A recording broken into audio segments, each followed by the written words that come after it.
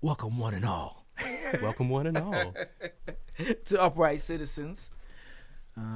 Yes, Reuben Rogers in St. Louis. Can you believe it, y'all? What's up, Reuben? No. So glad to see you. It's good to see you, Mr. Bob Deboo. Yes, sir. Yes, sir. In person. I can actually touch you. Let me. I know, right? No, don't touch me.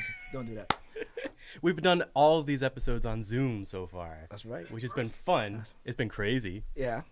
But a lot of fun, man. So it's really, it's you. just an honor, man, to be in here in person doing some Upright Citizens. Thank you. You Thank you were for being some here. of doing this podcast was some it was very therapeutic for me during the down times of the pandemic.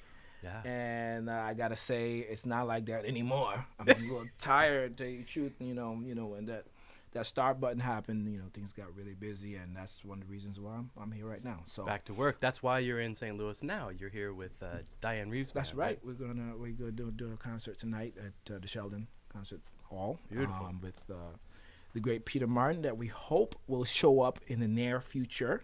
Oh. Oh no, that's not him. That's that other guy, the other Martin. We have a lot of friends in the house in town right now too, which is great. I know the great Romero the Bumbo just walked in. Is too. Romero here too? Yeah, he's chilling. Excuse He's hiding out. me. Get it. Now, of course, he's on the gig too. Look Hey, look Romero. at What's happening? What's up? Oh, What's happening? Hey. oh my Bob, goodness. What's up? My man? friend. I see you just a few hours ago. My Anyway, brother. Everybody, So this is not on camera, of course. we're live right now. is it? Oh, It, shoot. it is on camera though, right? Are we on camera? Oh yeah. I don't know anything. Sorry. Okay. So, What are we talking about? Yeah. Beaches, Beaches? Yeah, we love Yellow. beaches. Oh. sun. Yes. Your accent is kind of Same. interesting. I want to make sure we're on the same page. Come on, man. Where's the people? This is a G-rated situation. Come up a little bit. Come on, Get come him on. this Queen So Scott this- shot. This is obviously a well-oiled machine that we've done before. Here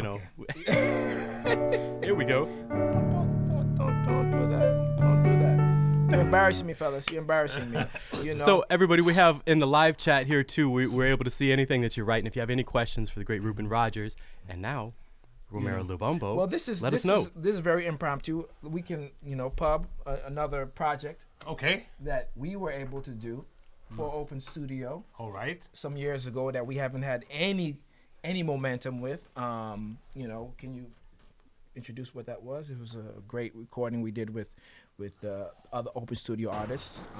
The great Elio Alves. Elio Alves. Elio Alves.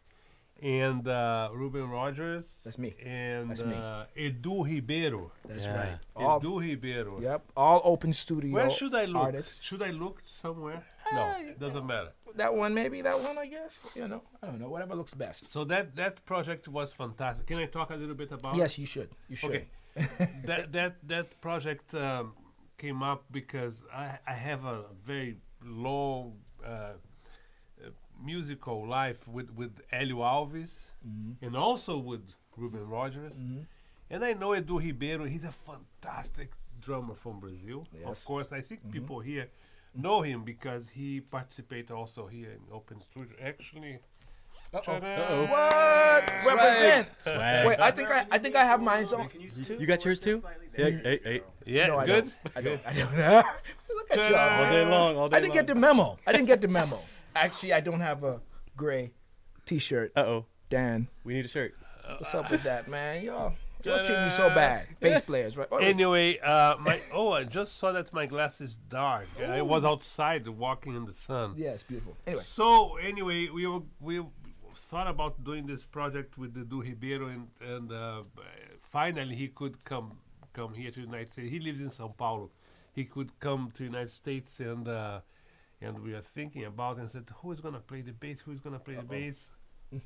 I said, well, I know this guy, that unbelievable bass player, great right. friend. right. But And it all he worked knows out. a lot about Brazilian music and jazz, of course. Yeah, it was fun. So- It was so fun. It was really good. I had a blast. Actually, I was able to even hear a lot of the music because you played on some of it before with them in St. Louis. We did a live concert here just Yeah. In the other room over Yeah. here. Yep, Yes, indeed. Yeah, it was great. So it much was fun. It was great to actually. I was like, okay, at least I could hear somebody else play music before I played. But no, It's solely the music. I yeah. mean, obviously we only played a few tunes from that concert, but I gotta say it was a little nerve wracking at first, but it's so interesting. You know, playing with music with different people, it's like a lot of the rhythms were very familiar to me. Anyway, that I've played over the years, but when playing in the context of all you guys, it's interesting how coming from the Caribbean, how a lot of the music, a lot of the feels were very familiar, and they just probably just had different names and ways of playing it. You know, just different inflections, and it was a great learning experience for me also. Even though it was familiar, it was also a great learning experience to realize how everything kind of can come full circle. Man, you know? we are very connected. And we are just a little bit south of you. That's all. That's all. Right. Very south. And you know, that project also, there was one, not only the musical and friendship that we had, but also that production was amazing because we went to a real studio, recorded with a real engineer, and then there was a real mixing engineer that went to a mixing studio.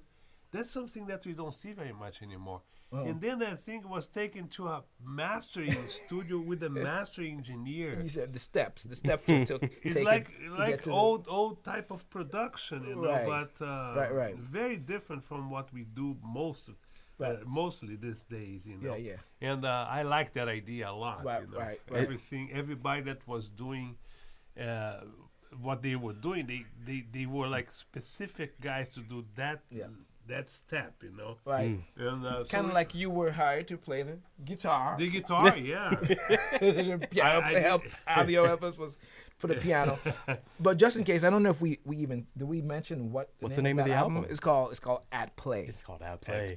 At Play. Brian Fielding is here in the chat too, giving everybody the details about James Farber mixing it, and there's going to be a New York City CD release at sometime soon. Is what's happening here. Yeah, so, Brian Fielding was a special, very important part of this whole production. Yeah. He actually thought about. We went to his house. We rehearsed there in his house in New Jersey. You know, the studio was in New Jersey, incredible studio. Yeah, and Brian was always there to make sure we had the best situations to just play music. Yes, and he provided that for us. It was an incredible production, really amazing. Thank you, Brian. Thank you, Brian, forever. We love you. Looking forward to seeing you again too. By the way, such a good hang, Brian. We have to play more with that group, man. Yeah. That project. Let's hook it up. Let's hook it up, man. Yes. Let's hook it up. Beautiful album. So beautiful sorry album. to intrude myself. No, man, you showed up, and you know here we are. You know, we're kind of we are supposed to be with our illustrious leader, at least open studio leader, Mr. Martin, but he's running a little late, so we're just trying to buy a little time. He is en route. Wait a minute, Peter running late? We're calling him out. We're calling him out. That's cool. Well, Reuben, you have a fan here in the chat here from Esta saying, being from the islands myself, Mr. Rogers is one of those musicians who inspire me to push harder. Oh, so right. you got a fan in the chat right here. Oh, beautiful. Yeah. Well, Esther, thanks for being here. Thank you. We all inspire each other in some kind of way, hopefully, you know, and I hope to continue to do that. Definitely.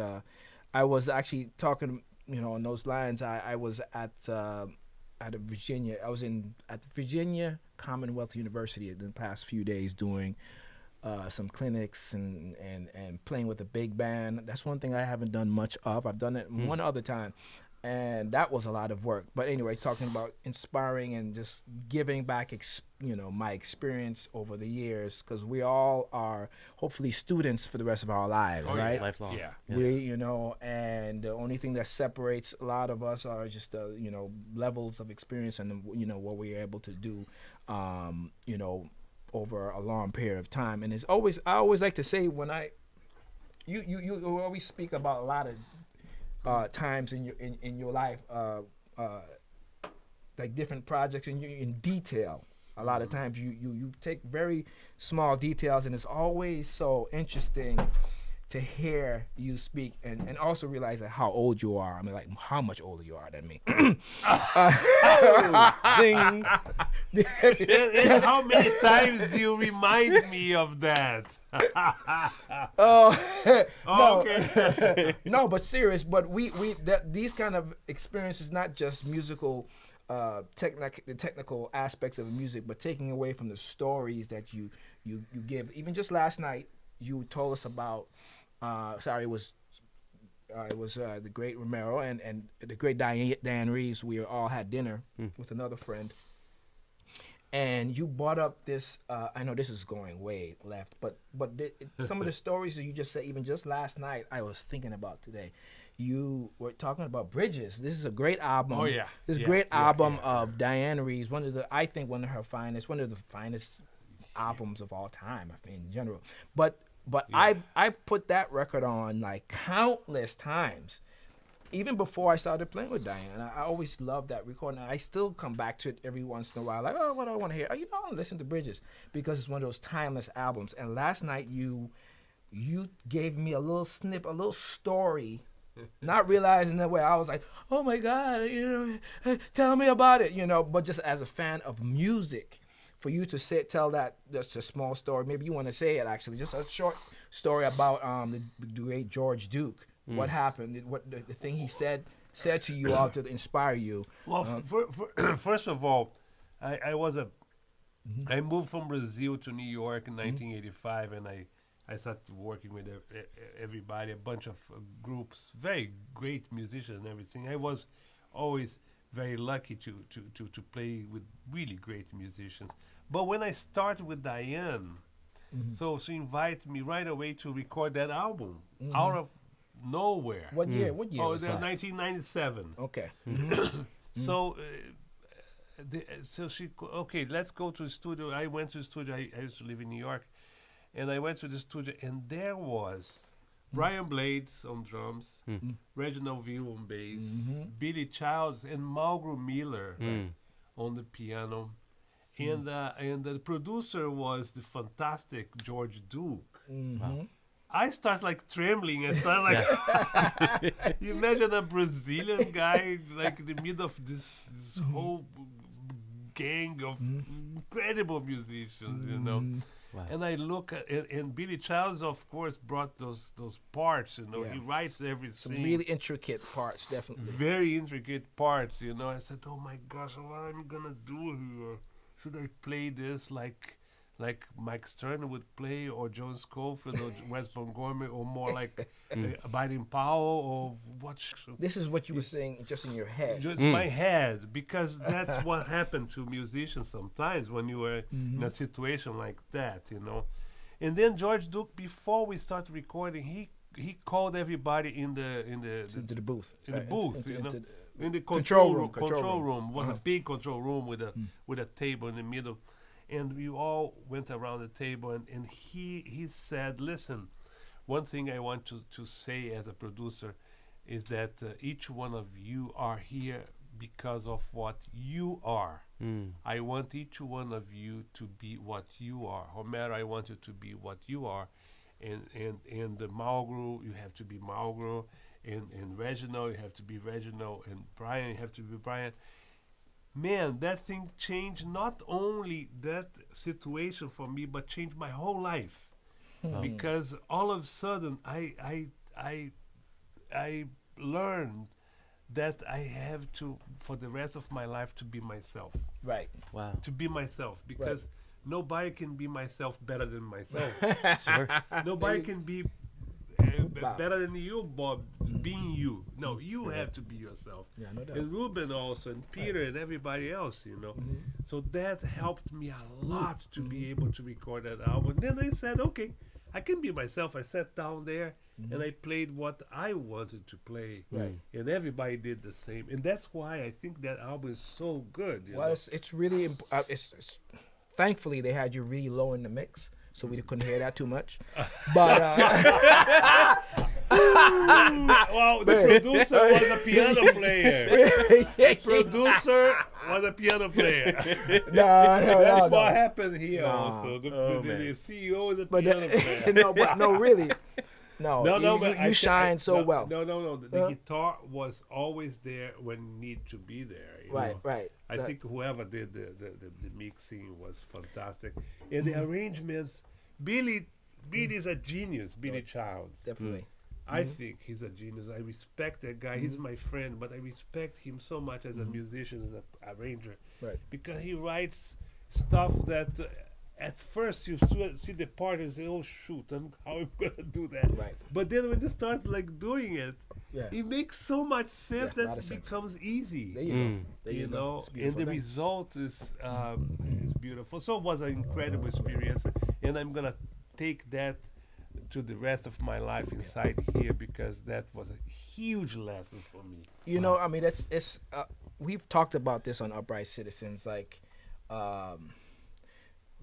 being accepting of who you are and what you bring to the table. Sure. I mean, I think I went through a lot of growth as a musician, as a person, over years too, thinking that I had to play a certain kind of role, getting a certain kind of bag, per se, to make the gig, or to, and I was fortunate to play a lot of different gigs over a short period of time when I first started to be on the scene.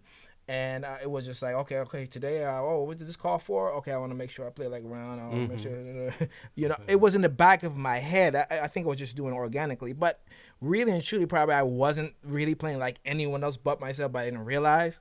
You know what I mean? But the mindset was a little different until as time went on, I realized that, okay, well, I mean, I play a little crazy, and I'm hearing little crazy things here and there once in a while, and it's okay to do that every once in a while, because you just gotta speak your voice, do whatever. I mean, and it's hard sometimes to actually do that as bass players. I mean, wouldn't you say? Sure. Oh, yeah, definitely. And we spend so much time listening to music. At the greats, you mentioned Ron Carter, of course. Yeah. On and on. We spend so much time listening to this music and just like put it into our soul. How can you not think about stuff like that? Right. But to hearing this kind of advice from the great George Dukes. But really, Bob, I listen to you. You play even the same song in a different way than Reuben would play, or Reginald would play, or whoever is gonna play, or Ron Carter would play, and that's beautiful, because each one of us have to have a voice. Right. Sure.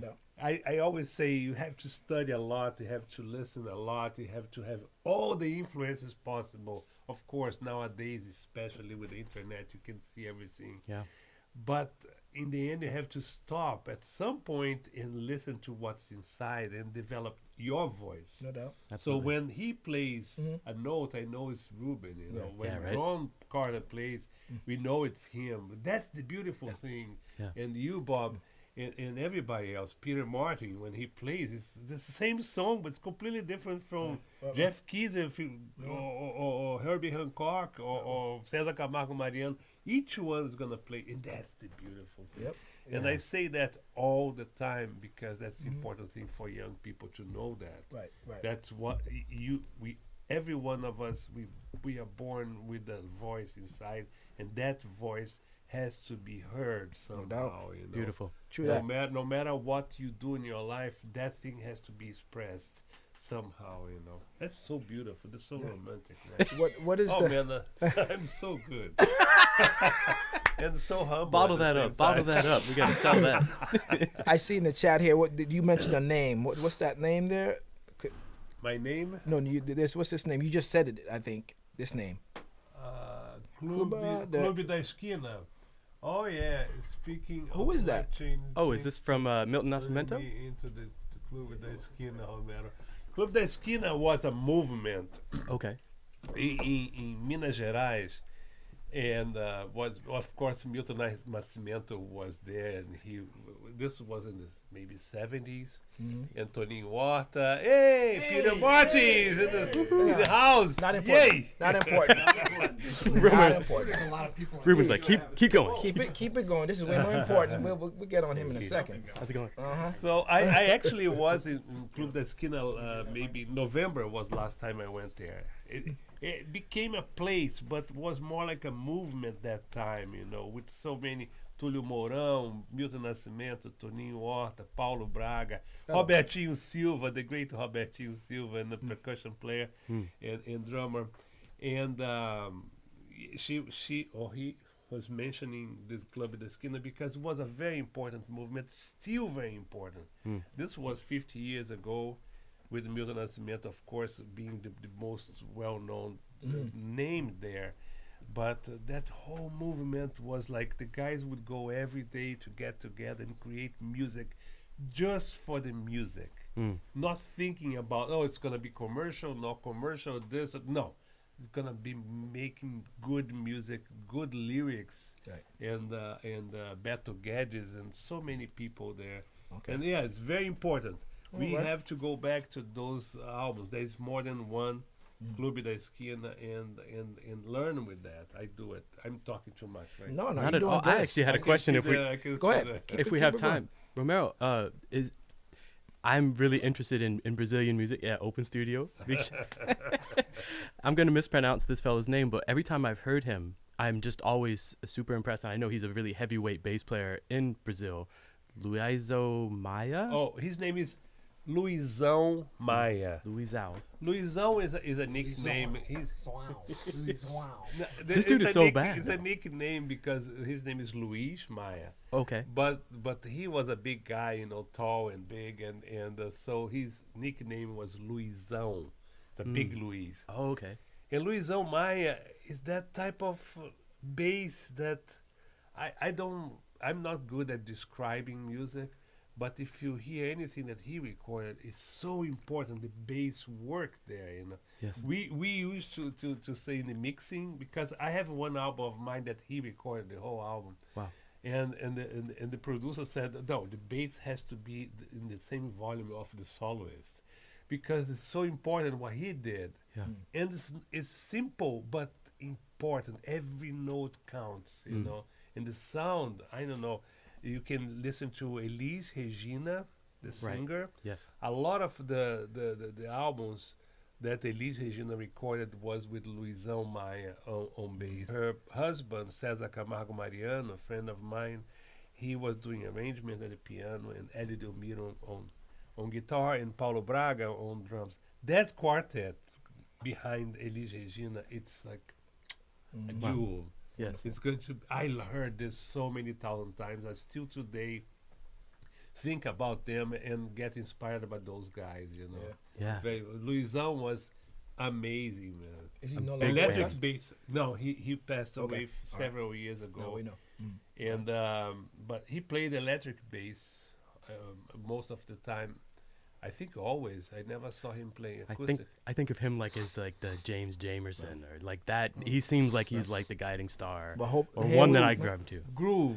Yeah, groove. There we go. Groove. Makes you want to dance. There we go. All the time. There we go. I never heard a solo, improvisation thing, but groove. That guy was the importance of it. And you said groove 8 times, so is that important part of the point? Yes. Number 3. Who's that? Who's that? Somebody just spoke. I don't know who that. We have a fourth We're having a party in here. Is that what you're looking for? Can you talk? I'm not reading. Check I one, can't read. Check 1, 2. Caleb, can you hear that? Is this a live thing? What's going on? It's live. This is a course. It's supposed to be. Oh, this is a course. Yeah. Okay. It's supposed to be live. Yeah. Whoa, shoot. It's supposed to be live. So let's talk about just being on time. You guys want to record your podcast? Yeah. Let's Is that do what we're So doing? we get out. No, come on. Stay if you want. Oh yeah. This is supposed to be about interviewing Peter Martin, right? Oh, You Supposed didn't know to it, be. but yeah, that's the okay, that's the great. vibe. Well, he doesn't know that. I'm an expert on myself. So you want to press the home screen, bottom left corner of that. Mm-hmm. Okay. Oh. What's up, YouTube? Yeah. And So then we What's up, YouTube? do we have some? This is do not we have some- on in the air right now. It's not, right? Yes, It is. It's absolutely on there. Okay. Oh shoot. Yeah, I was listening on my way in, as a matter of fact. So now are we? And watching. No, So- not watching because I was driving. We're not doing the jingle and all that, are we doing? Yeah, you can. So you press record and then press that red button up top. There's a record button over here. Should. If Oh, you're not this picking one. up. It's just a little bit quieter than the other one. All right. 4. You're such just a turn big, up 4 a little bit. Your Please. body's a big part of this. Sorry. That's okay.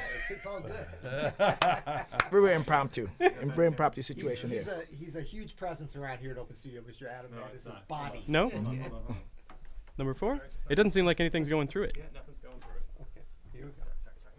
Hi, everybody. Hey, Hey. we're gonna vamp. Adam you. Ennis. So, Adam! So folks on the YouTube here, I'm assuming we have some hardcore Upright Citizen fans. Yeah, 1 or 2. So drop Yeah, I'm that here. in the chat if you're hardcore HC. There might be some Bob Deboo fans. There might be some Reuben, probably not Reuben Roger fans, right? There's a ton of Reuben fans. Are there Reuben fans here? That's all we got. Is Mrs. and Mrs. Brian Rogers, Fielding. Yeah. your brother, your lovely sister? Okay, good. I'm sure they're all on here. Big fans. No, but I just wanted to congratulate you guys as we get set up here to do another one on the podcast. I mean, you guys have really hit your stride. I enjoy it. I know a bunch of folks. We're always getting. You haven't listened to any of them. You probably have listened like 3 seconds. Come on, keep it real. Keep it real. It's cool. I can tell you all about it. And it's like some of the stories I've heard from both of you guys in the conversation. But man, I've gotten so much out of it, like just that other kind of perspective, and even the stuff I've heard before, hearing it again is so enlightening and enjoyable. And your guys' rapport is wonderful, and yeah. It's all Reuben Rogers. Come on, Really? y'all. He said Born- We know. We have such a good time, though. Yeah, but That's we're for so sure. proud to have it as part of the Open Studio Podcast Network. Well, foundational stuff going on here, so it's super exciting. Speaking of podcasts, let's do Oh yeah, podcasts. we're gonna do that. We're gonna do that. So Bob, hit record, and then we can. Wait, should we give them instructions on this first, just spiritual instructions? Because we've done this a lot. Yeah, we've done Because it. they think it's going to be like, okay, so how this happens is folks on the YouTube are going to be watching. I like how I show up late and then I kind of dictate what's going to happen. We're here. Let's go. Let's go. That's really out of character for you. In case you didn't hear that, Adam said that is entirely in character for me. No, the thing is, if for some reason you get started, just like when you're regularly doing it, you can restart or stop and start or whatever. But I have the feeling from hearing you guys before, we're just going to be bam and jump right into it. Okay. All right. Well, shall we good? start? Let's do it. Hey. Oh, he's Should we just play the theme? Don't be like that. No. Let's not do that. All right, quiet on the set. Oh, we should have this set to bases only. Okay, got it. All right, let's do it. Press record.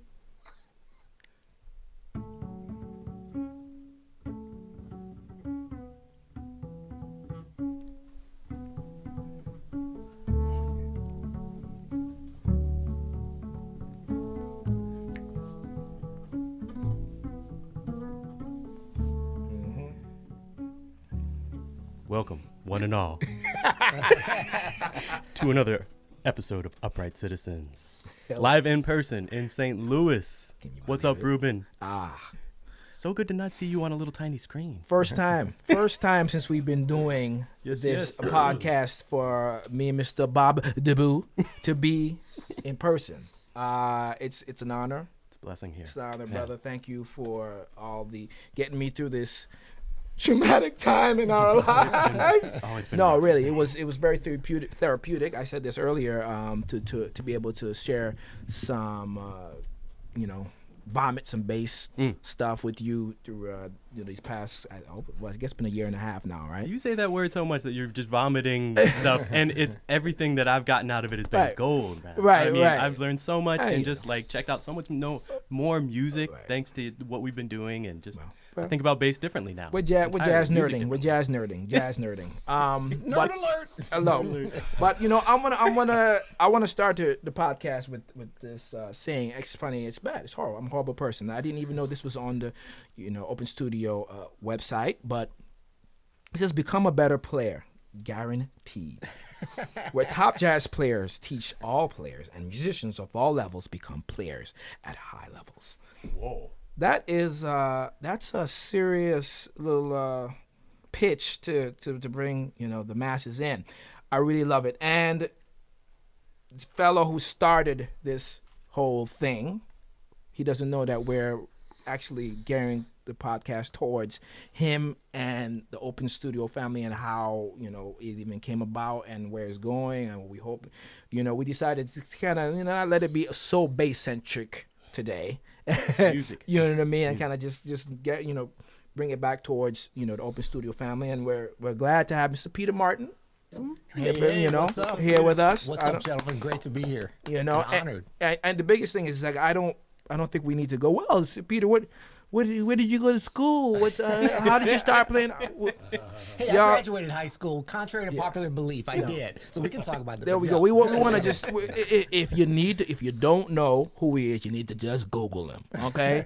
You need to just Google him and you'll be cool, you know? Well, there's a couple of other famous Peter Martins in the world. Just to throw it out there. Yeah. So you might want to put piano. Okay, there you go. Piano Peter. Piano. Peter Martin piano. Yeah, there we go. Okay, there we go. Thank you. And this is kind of impromptu. We didn't realize that, the great Romero Lubumbo is here also. I didn't realize I would be here, but I'm here. Well, it was mainly because Peter Martin was late. But we would have started this about 2 hours ago if Peter. But that's cool. It was 12:30, but it was Easter. I missed that. Sorry. We're not going to hold it against you. We don't hold it against you. We're not holding it against you.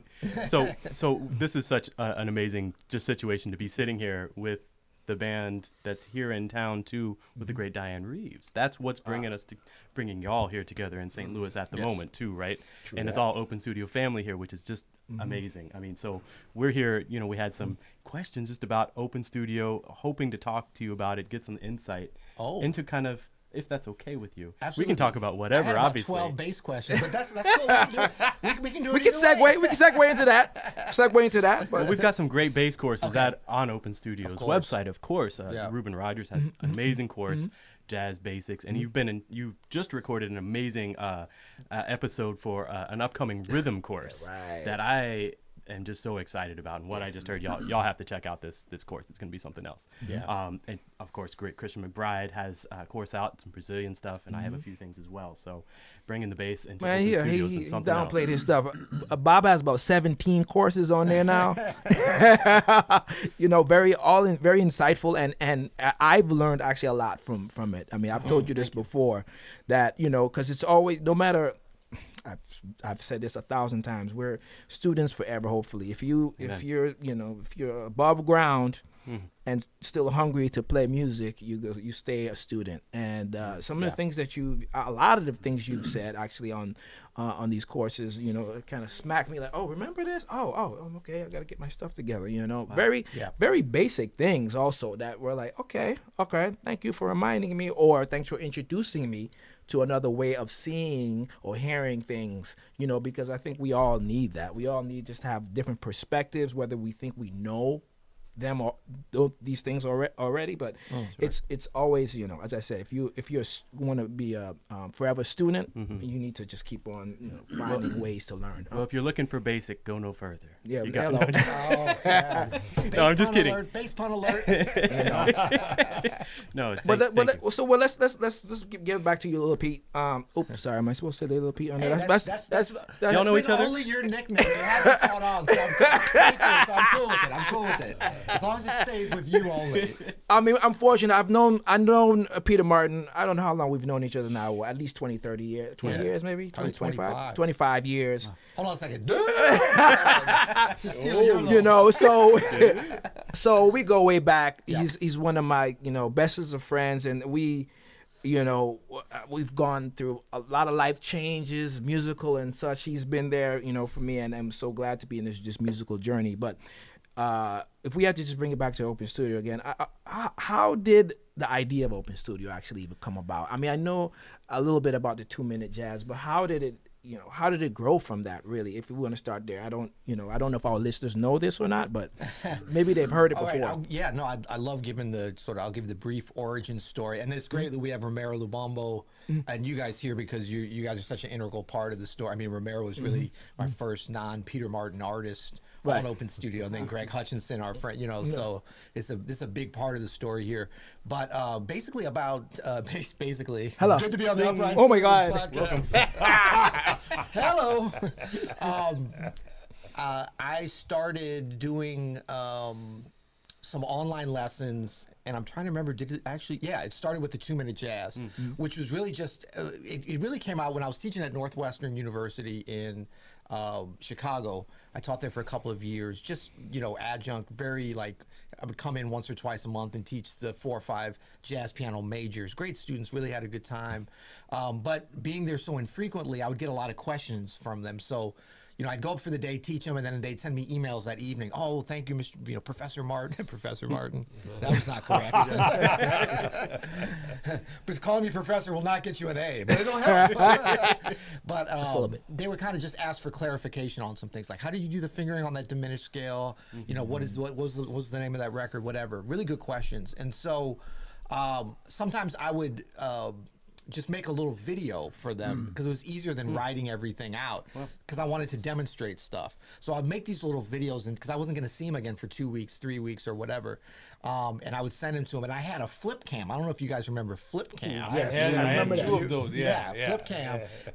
And what was it called? I forget even the brand. The little square 480p. I had one too. What's called flip? Yeah. Maybe it's it's called called flip. flip. That's right. Absolutely.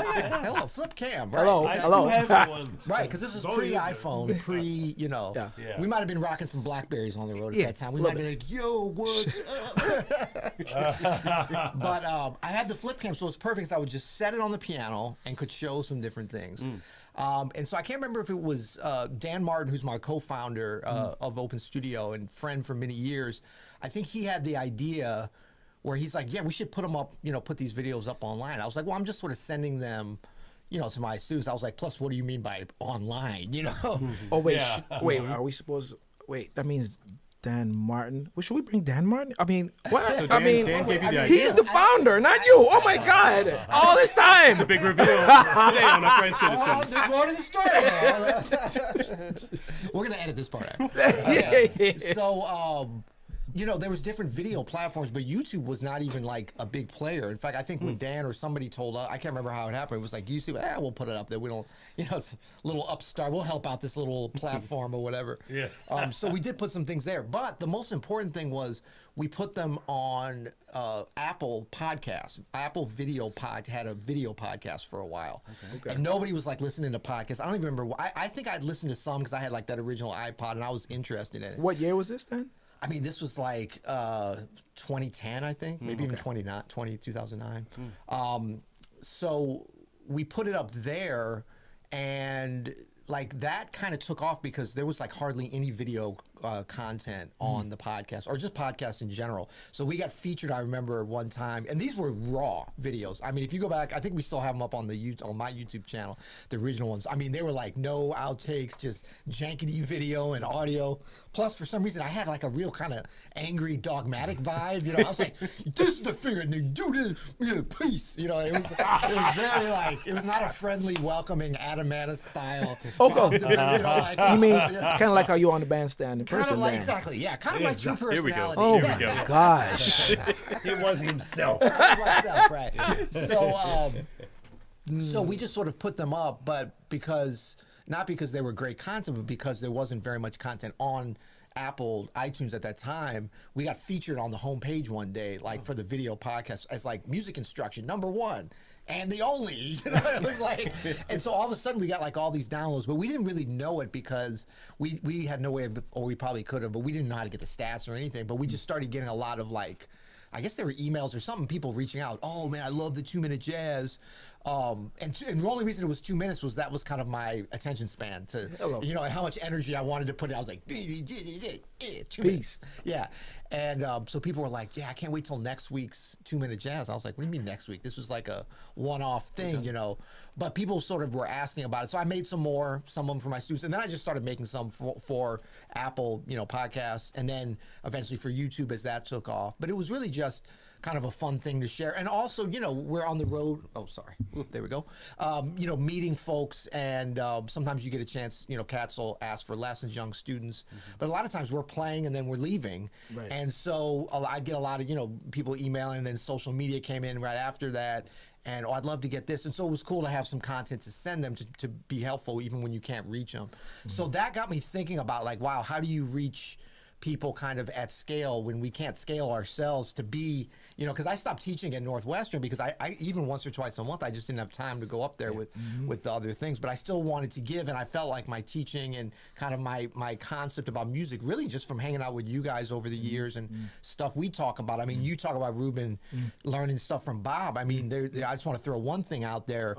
In one of your lessons, you talked about breathe. And I remember, I'll never forget it because I was there live when you did it. And it was like, first we were talking about playing fast, and you said, okay, first thing, it wasn't like get your hand position here or get your mind. It was like, and you demonstrated it. And I mean, I probably think about that like a couple times a week. Definitely whenever I'm in the studio about to record something fast, and like you just come to mind with that. And so it was that kind of spirit. It was like all these like just smart, astute things that were from my friends that I would see you guys do and that I learned from, you know, from back in the, I mean, going back to, you know, when we played with Roy Hargrove and Betty Carter and like all the stuff that I had learned.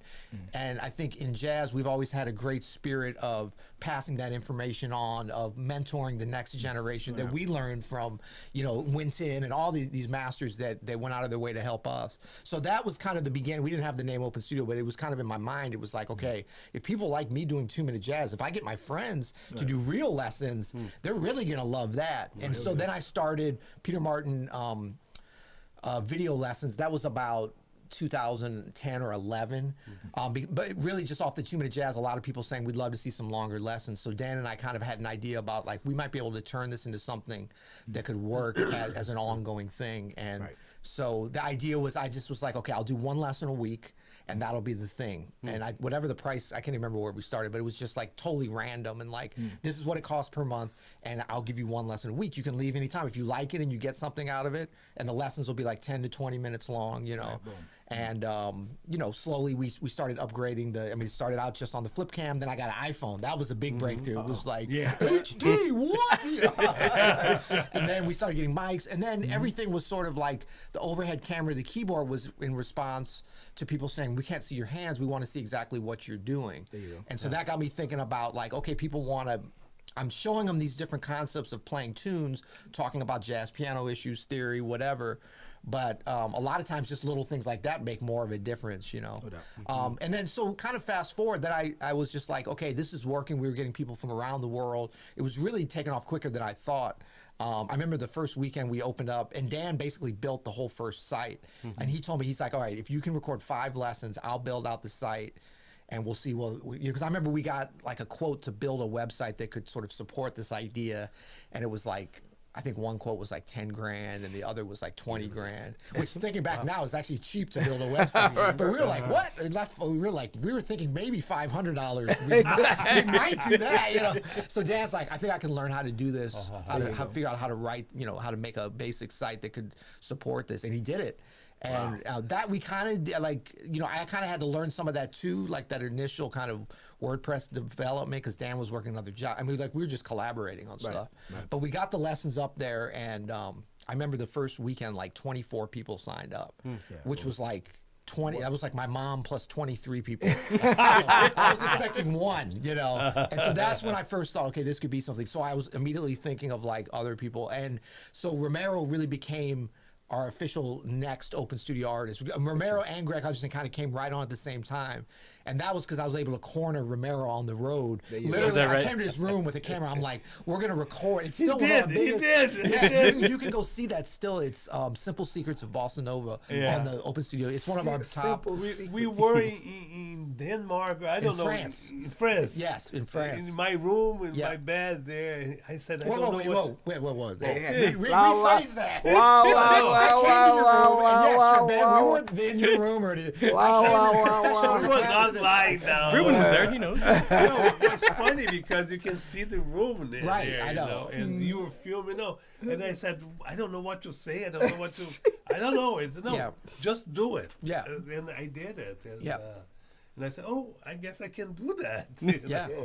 Well, it's definitely a different thing, right? To not have a student in front of you. Like the courses, the little bit that I've done, it's different to not have direct feedback with somebody. So I can definitely relate to that. Oh, what do you do? Like, where do we go? But the whole idea of, you talked about mentorship from people like Winton, Betty Carter, etc. That's definitely something that we don't see in a university's education so much anymore, or even in a playing situation these days. And I've heard many great artists that I read interviews from talk about stuff like that. So it seems like Open Studio, it's bridging, not a direct like back and forth, as in having a conversation, but the mentorship aspect, learning from people that are actually out doing the music and playing at such a high level that we look up to and we listen to and we really want to know. But there's that direct, like when, I mean, I sat in the first time I've ever seen it live in the studio when you were doing Open Studio Pro bass session last weekend or two, whenever, and I mean, having those folks on Zoom and you were starting out, you're like, hey, what's up, Ron? Hey, Susan, good to see you. All right, we're going to get warmed up. I mean, like that's kind of the realization of the dream I had of the possibility. I didn't know what it could be, but like specifically, but I knew there was some way to connect people through the music and the love of playing and developing. And, we have a lot of like we don't typically have a lot of, say, college age students. We have some, I think, as far as our students, but it's a lot of folks that studied earlier in life and are like, I want to get back to this. I want to develop as a player, even professional players and stuff coming in. That was one of our questions that we had here. I mean, what do you think, what kind of percentage of Open Studio subscribers would be in that category what you just described? That's the predominant sort of typical member or student that we have, I think. Because you're saying because your price is so high, they can only people who can afford it. I don't know. That is. I mean, we've always treated it as a premium product, and it is, and that's because of you guys. That's because we're presenting Reuben Rogers or Romero Lubumbo, Bob Deboo. I mean, especially you're going to get one-on-one access to Bob Deboo, the Bob Deboo, Mr. Rogers of the internet bass world. Come on, But I'm just saying, like this, I know how valuable this information is, and not to say that other sites that are cheaper aren't good, not as good as us, but no, but I just think that that's. Like we have the folks that really are a good match to be members and part of our community that I've talked to and really get just a small percentage out of what they can based upon time they have to access our content. Their thing is always just like, wow, this is so cheap. Like this is, you could charge, like I've never heard people saying it's overpriced. For some people, they can't afford it or it's not the right thing. And we certainly offer discounts and student discounts, and we try to accommodate folks. But I think that it's a premium product. I mean, having access to you guys, I mean, being able to go through and learn how to effectively play Brazilian guitar from one of the foremost masters of that in a really fun and entertaining way where you're getting to hear him play and stuff, like that's priceless. And I know this has like changed people's lives. Like I just did this tour in Europe for 3 weeks with Christian McBride, and McBride was even saying, he's like, dang, it's a lot of Open Studio people, because they're like, McBride's in the Open Studio family too, and Steve Wilson, Warren, actually that whole band is. I've kind of done this, but I mean, folks come up and like, especially during the pandemic, when a lot of musicians and people had a chance to kind of sit at home and practice, basically. Some people were like, oh, I'm gonna sit and watch Netflix all day, and some people were like, I'm gonna learn how to make sourdough bread or whatever. But a lot of people were like, I'm gonna learn how to get better on jazz bass, I'm gonna learn how to play guitar better. And we were really set up with a nice set of resources for sure, but also just a beautiful community for those folks to connect with each other. That's the part that I think I'm most excited and proud about, is sort of this community, and now getting out there and meeting people in person has been super exciting. I just had an opportunity to do a residency, a short residency at the Virginia Commonwealth University. And it's obviously in person, looking at the students' eyes, beady little eyes looking at you, and you barking at them, and that's a way. It was very interesting and telling, the style of the band director and the way he was going about doing things, and he gave me a lot of stories, a lot of background in his 20 years of being at the program. He has actually an incredible program, and he has a lot of in and out. Obviously, students come and they go, and then he has to kind of build from the ground up sometimes, and I've seen the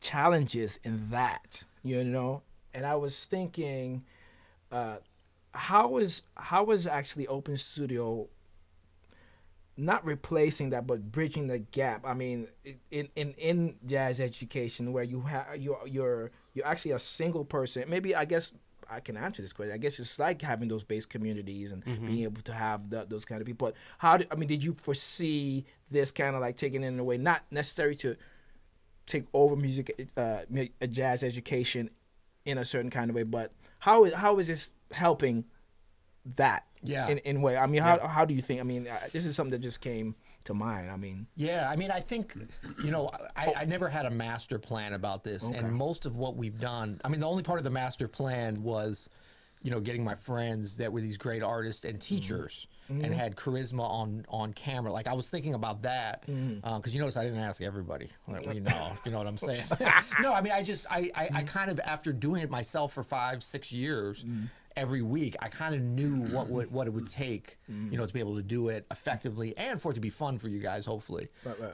But that was really the extent of my master plan. The rest of it, this stuff about like, do we try to get into sort of the college, music school, conservatory space? I thought at the beginning that we would, but it wasn't really part of the plan. I was like, well, let's see where it goes. And so I've tried to be open to responding to how people use our content most effectively to plan the next stage. So, and what I really did was try to leverage, my abilities as an improviser and kind of the way we think as jazz musicians. I really applied that to the business. So it's like, you go into a solo thinking, I know this tune, but the great improvisers, they throw all that out the window when they start. They're like, what's happening in the moment? Like what is the bass plan? And I mean, it's interesting. This is Upright Citizens. I think we're always listening to the bass because that's what's always that's the foundation. And there's so many ideas there, like that can inform our solo. If we go into the solo thinking, well, I'm going to play my baddest stuff. I mean, that can be an interesting solo, and we hear people do that. But so much more exciting for the audience when you take that breath. And then you're like, what's happening in the space? What's happening in the room? What did the guitar play?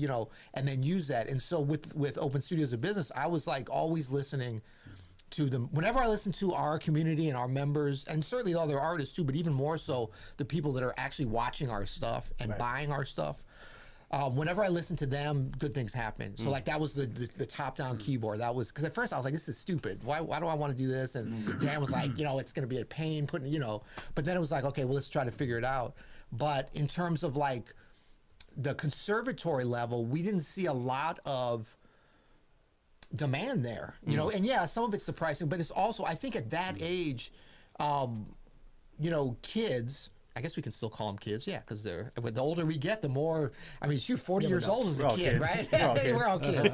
But I mean, that kind of age of college, like having that experience of going to Berkeley. I mean, I know, Berkeley, and you went to school in Brazil, and you went to New School, right? And Adam did, and I was at Juilliard. Like these kinds of experiences, for better or for worse, usually for better. That's when you forge those personal relationships, I mean, I know you and like Adonis and like that whole crew and everybody. It's like that's a really magical thing, and that's something that we're starting to be able to do at Open Studio, but that's not necessarily our strong suit, Right. And so I think it's really important. So that's why we haven't aggressively gone in. We've gotten a lot of schools have come to us and saying, can we license your content and stuff? And we're open to that, but that's just not the main thing that we're set up. And so this idea of somebody that maybe went to conservatory 10 years ago or 20 years ago or 40 years ago and has some extra time on a Sunday night, but they don't have access to a great teacher because of where they live or schedule or cost or whatever, but they can play, but they want to have some inspiration for other things. Like that's where I was seeing that our content was used. And so that kind of became what we catered to. So not to say that we wouldn't open up an Open Studio conservatory at some point, but that's not what we're set up for now. But, I think it's a good lane. I mean, and exactly, it's a lane. It's a lane. It's my whole, I have learned a lot. I've looked at some of your videos, believe it or not. I mean, I believe it. Me too. I've looked at some of your. I've looked at that's some of our most entertaining ones. Some of yours. Musical standpoint. Actually, what's funny is that I've looked at pretty much I know everyone on the in the Open Studio family. I mean, from Greg to Ulysses to Steve. All of them. I probably haven't looked at like all their videos, but I've looked at least some of everyone, and I've gotten a little something from everyone, and also even just learning something about that instrument is a big deal, because it's not all, it doesn't always have to be about what I mean. I mean, it should be all about the bass most of the time, right? But still, right, citizen. It should be. I'm just saying. See, rise up. But it really it's enlightening and insightful to be able to have that access, and we encourage folks who are listening, being that there's like at least 5,000 people listening, upright citizens right now. Well, I second that for sure, because from the bass player's point of view, watching the Greg Hutchison videos or Ulysses Owens or your course that y'all did together, super enlightening. You know, like we learned so much about different perspective from the Brazilian guitar, and I watched so many of the your lessons as well. Before we even started, before y'all even invited me in to come start working at Open Studio, I paid my monthly memberships. Right. I was, I'm not only a member, but I was a client. That's right. How does it go? No, But I have to say one thing that for me is so important is like, the only school I went for music in Brazil was classical guitar. That's all. I never went to a jazz school or anything like that. But I believe in those schools. You study so much. My daughter is a classical piano player. She has to study so much stuff. Sometimes you get lost to where you're going to use what. And those classes, Peter, I saw many of your 2 minutes when you started, 2 minutes jazz. Because of the experience that he has, that we have, we go to specific details. Oh, use the pentatonic scales on top of this, or use the use of the diminished scales. Those are the doubts that the guys that study so much, but they are lost sometimes, I believe. And they don't know what to use where. And then comes this guy and say in 2 minutes, oh, you use this like this on top of the C sharp, C7 sharp 9. Peace. And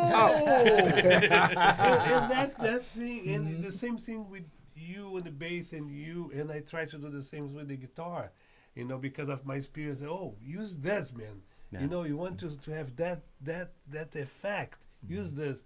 So we go specific to one that and I know that helps a lot. I saw many of the lessons of everybody here, and also I use that for that little detail. Then I go to my guitar and I start to practice that little thing. But helps it changes right now. It changed my way of playing. I mean, ultimately, as I've said like a million times, you've heard this, Bob. We are forever students. We are forever students. and usually the only thing that separates, us being sitting in this chair, vomiting what we vomit to the people, is our experiences, right? Yeah. We've been very, very, very fortunate to have a lot of experience. The sum of all of us together, so much experience over so many years that, collectively we bring all of that, and it's hard to put and just bottle it up in one thing. But those, as you said, those 2 minute jazz things, there's so many little gems of those that, and it's funny, I'm sure you go through all lessons, there's some common thread usually with what we say. So that's what we're trying to preach here, that hey, we just have a abundance of experience here at Open Studio, and we just want to give you that as much as we possibly can, right? Yeah. Here we go. There you go. There we go. With that said, I know this has been a lengthy little Upright Citizens podcast.